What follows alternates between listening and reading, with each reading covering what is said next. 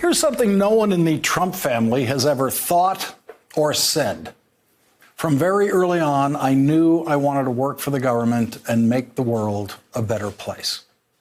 Lisa Page said that in her very first public comments about her years of being attacked by the President of the United States. Former FBI lawyer Lisa Page broke her public silence with our next guest, Molly Jong-Fast.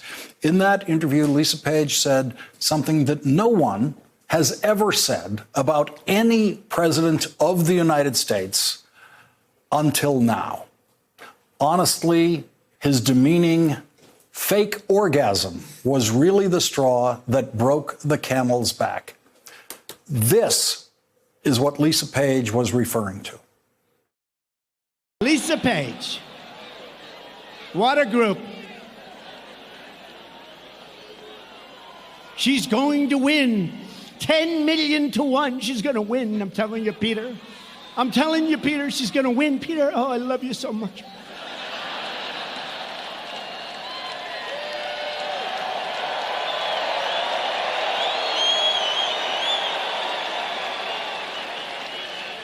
I love you, Peter. I love you too, Lisa.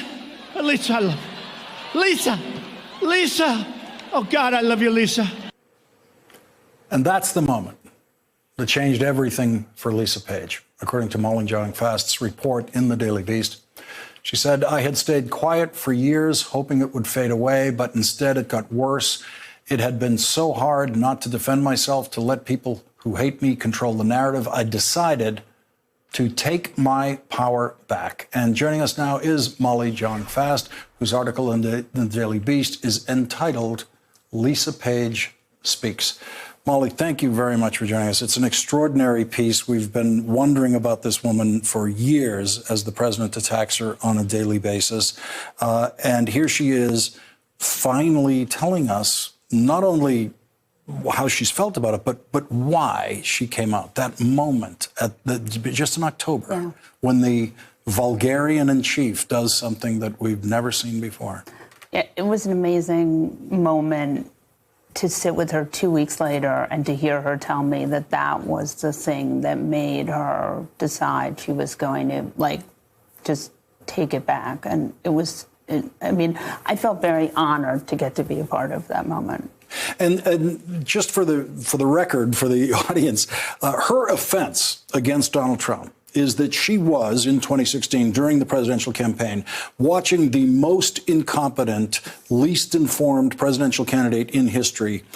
She watched him with fear, like most of Americans. And like most Americans, she didn't want him to be president. And she privately communicated that with others, and texts of that private communication eventually became public, including private communication with her then, with a former lover of hers at the FBI.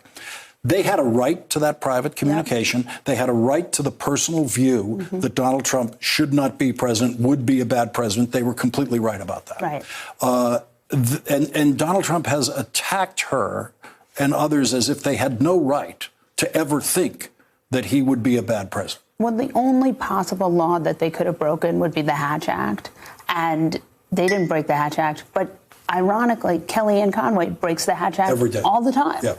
So they're always obsessed with, saying that people are doing the things that they're actually doing. Yeah, and Hatch Act is publicly advocating for a client, which government workers can't do, right, which she did not do. And then the issue becomes, was her judgment in any of the elements involving the investigation of the Russian interference in our election, was any of her judgment colored by the fact that she didn't want Donald Trump to be president? And we have found absolutely no evidence of that. She's been totally exonerated. It's such, and we know that this December 8th IG report is going to exonerate her further because we've seen that in the leaks. The question is really why were these text messages leaked? And how does the president use women to distract? How does he get his base all ginned up with misogyny to distract from the things he's doing that are sort of nefarious? And we see it again and again and again You know, It almost seems like he would have to invent a Lisa Page if he didn't have one. or Christine Blasey Ford, or Maria Yovanovitch. It's just this continual women that he finds to use, to abuse. And you see, and your reporting indicates that for Donald Trump, there's extra fuel in this when it's a woman he's attacking. Yeah, and I think there's this weird sexual angle, like the lover, Lisa Page. But yeah, he gets much more involved in the narrative when it's a woman, and you see, I'm always shocked. And like we saw it with E. Jean Carroll, I wrote about her, and it was that same kind of thing where he just went after her, and he said, I mean, this is my favorite Trump thing he does. I mean no disrespect, right? Yes. And then he says, use like, that phrase. Horrendously disrespectful. Means nothing but disrespect. Right. Yeah. You can't, it doesn't, that doesn't negate the disrespect. Yeah, and what did you find? Who is this woman, Lisa Page, who you spent time with? She's amazing. She's completely self-made. She's was one of the only women. She was the only woman in her DOJ honors course. Like, she's just a very extraordinary, smart woman. And Andy McCabe thought she was incredible. He really trusted her with everything. And she's a lawyer, and she's very lawyerly. And the stuff, she speaks just she's just really a great person. The Daily Beast has the piece. Molly Jong-Fast got the story. It is such an honor to have you here. I've been following your thinking and your writing and your tweeting for years and years and years. Great to have you here. Really appreciate it. Thanks for checking out our YouTube channel. Subscribe by clicking on the button below for more from The Last Word and the rest of MSNBC.